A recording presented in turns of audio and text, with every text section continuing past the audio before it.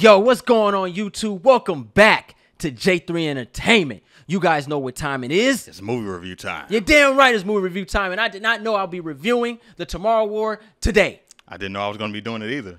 Bruh. It was pure entertainment for me. I didn't know we were going to talk about it, but here we are. This is a straight sleeper, man. Yeah. I had no clue that I was going to get what I got. July weekend, I should have known, man. Ronin has struck again. But I'm always looking for stuff to watch, so yeah, it was cool, man. If you're new to the channel, we review movies a little different. We like to go full-blown spoilers. So if you did not see the film and you don't want to be spoiled, mute the video, let the video play, and thumbs up the video, and come back. It'll be saved in your history because you played it all the way through. There you go. Yep. Besides that, we like to talk about the good, we like to talk about the bad, and we have fun with the scenes before we give a grade. Let's go good. We going good? Let's go good.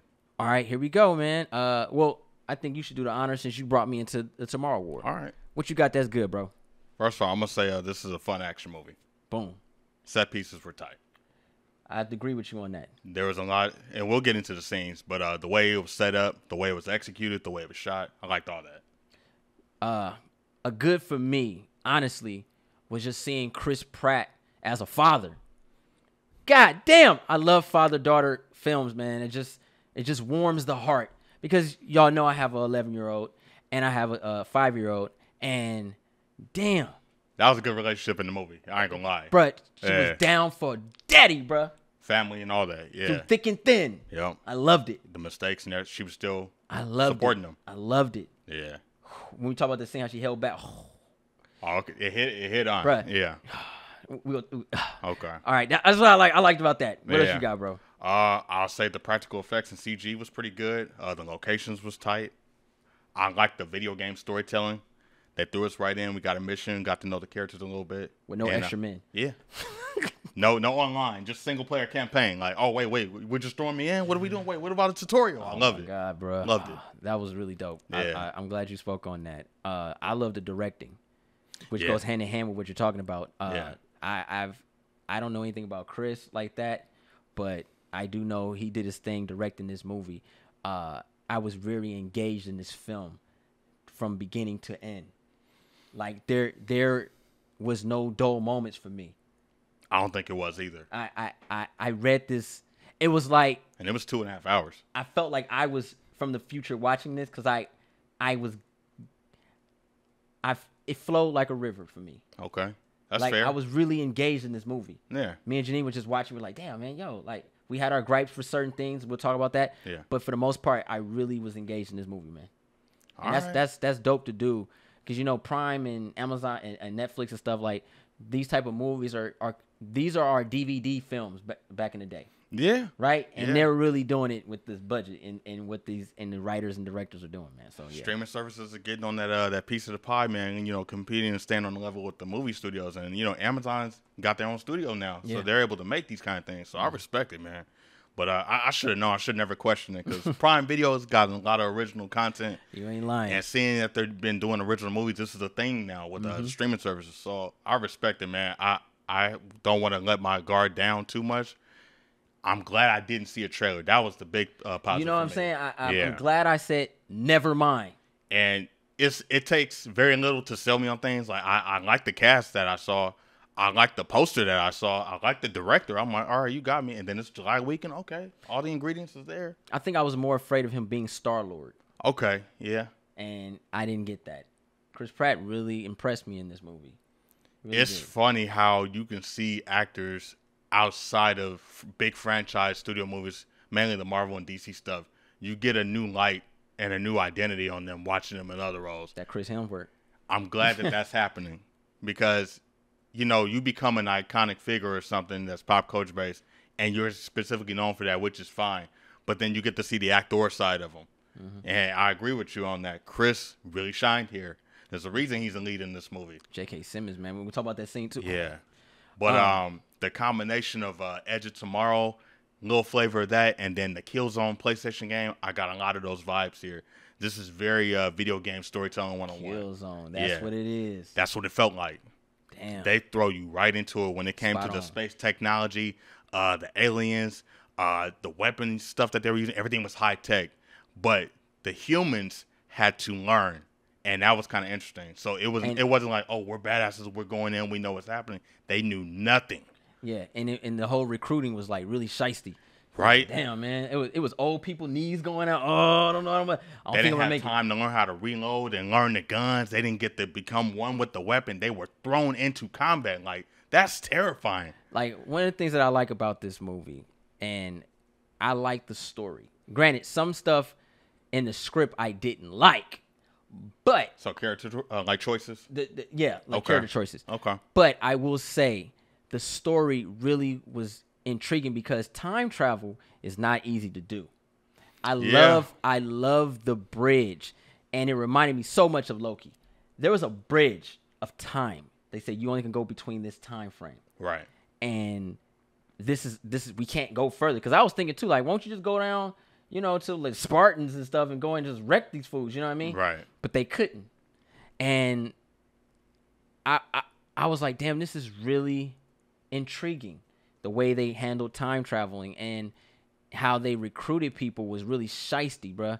It was like, it was just your call. And I thought to myself, like, damn, what would I have done? Right. Like, would they have put me in that? Like, I got family, dude. Like, shout out to Chris Pratt, bro. Like, it's crazy because I do like that there was a distinctive in between the time that they were in versus the time they had to get to make things right.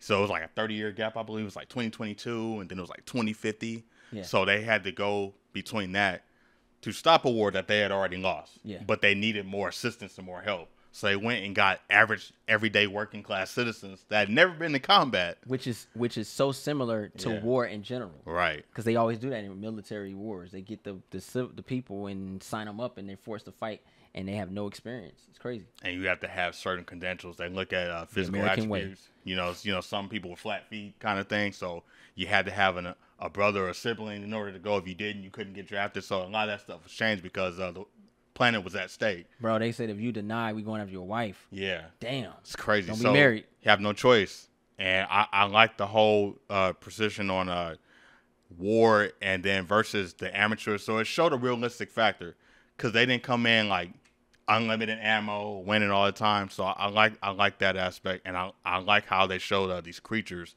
and how vicious they were. They had powers. They had invulnerability. They had bulletproof skin. So it was like, how do you hurt these things? Right. Most def. Yeah. Ronin, let's go bad. What you got that's bad, G? I wish we could have saw a little bit more of the soldiers that came through to our time, our present, and to see what they were dealing with. Because it was hard to kind of grasp who these people were. Because at the end of the day, they could have been terrorists. They could have been something else we don't know. Because we're talking about time here. Soldiers just showing up randomly and doing a main event sports game. Yeah. Not knowing. You know what I'm saying? So I wish we had saw a little bit of that. Granted, that probably would have taken the mystery away, but to get just a little bit, even like a flashback or a glimpse of what they were running from would have been cool. Because again, just thinking as a human being, like realistically, who are they and how did they get here? I'm pretty sure that's what everyone was asking. Yeah. So if we had got contrast onto what they were coming from and what they were running from, that would have been a little bit more cool to see. Because, again, it was kind of weird and terrifying for them to just show up during the main event game. You ain't lying. Yeah. That was cool, though. It was tight. That's what I'm saying. So, it's a positive still, but the idea was like, who are they? Why are we listening to them? One of my bads, it goes into the script. It was the choices that the characters made and also the pointless comedy. I thought the comedy level was a little bit dreadful. Like certain, we war, bro. Like, you know what I mean? Like the only scene that I'm okay with is the kid, Sam Richardson. He was all right. No. The little kid, the volcano kid. He's the only one I'm cool with because that was some nerds and hearing my coffee and my laptop. I'm okay with that. That was good. Yeah. But the comedy, like you just teleported to a whole nother timeline, and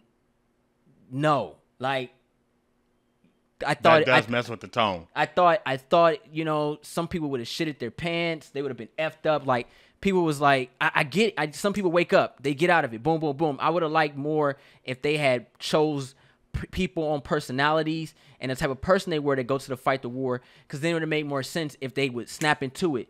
Because if you just teleport people on some random and you got aliens, you ain't never seen an alien in your life, and people just start shooting, they not trained, so they would have shot innocent people. Aliens would have got to jump on folks. It would have been more, you know what I mean? I just felt that the comedy and the people they sent over was just pointless.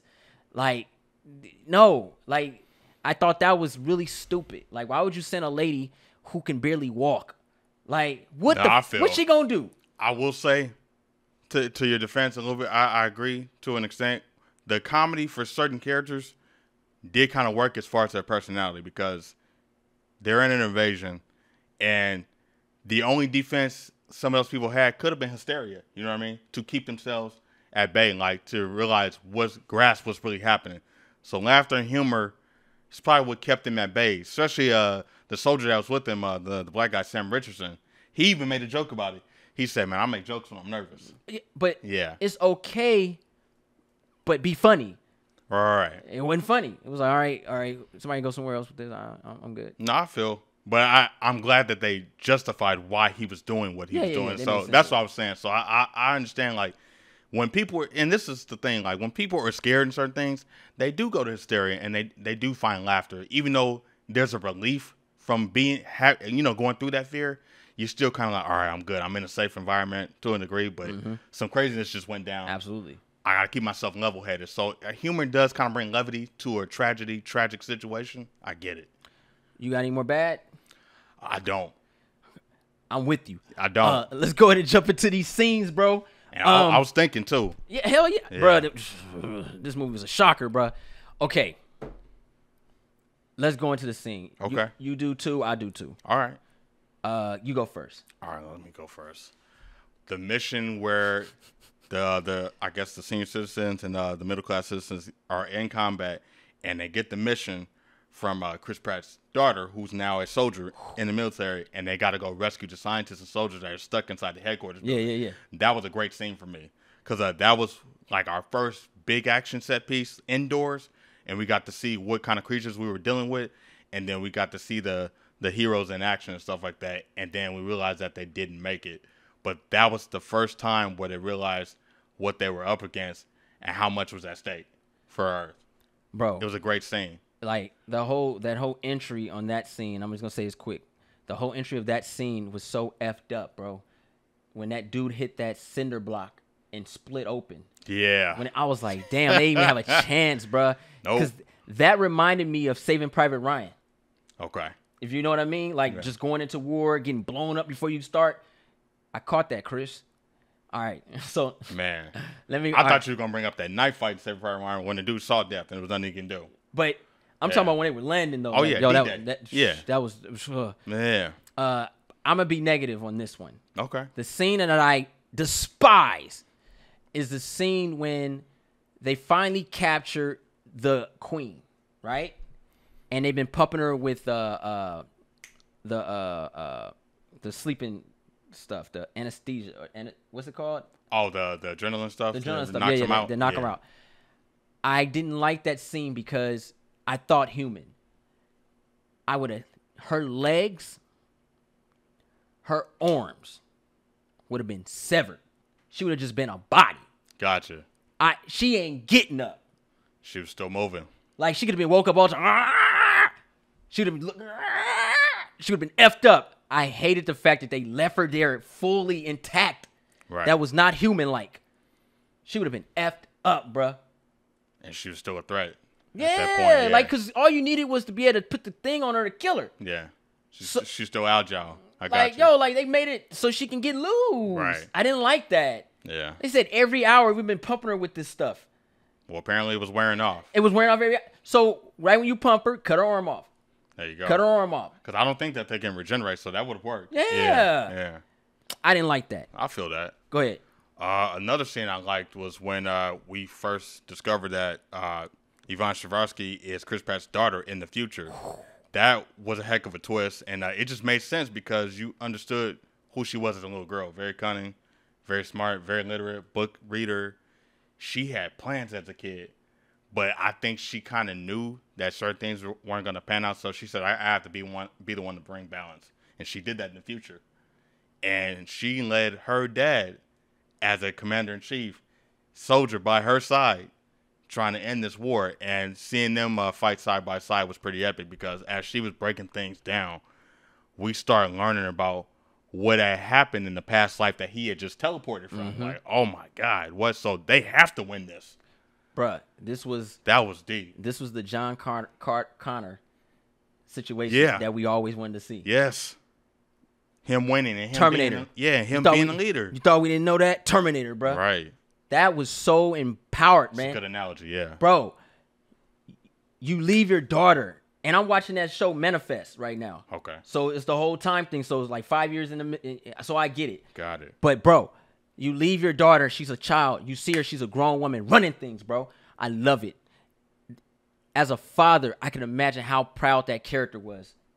And then coming back and seeing Papa like, Daddy, our genes are strong. And the daughter made it all happen. Like, everything that she lost, she regained. I was like, how did you do that? Like, it's crazy. She was this science major. She was like highest ranking MIT, officer. all that stuff, bro. She accomplished and was still daddy's little girl and got to see her grandfather. Bro. I was like, yo, she's hidden all the checkbooks. Bro, I think, I'm going to say this real quick. I think she lied to him. I think she understood how to change the future. When she told him what he went through, because remember we saw him was depressed. Yeah. So we saw what he went through, because he said, I would have never did that.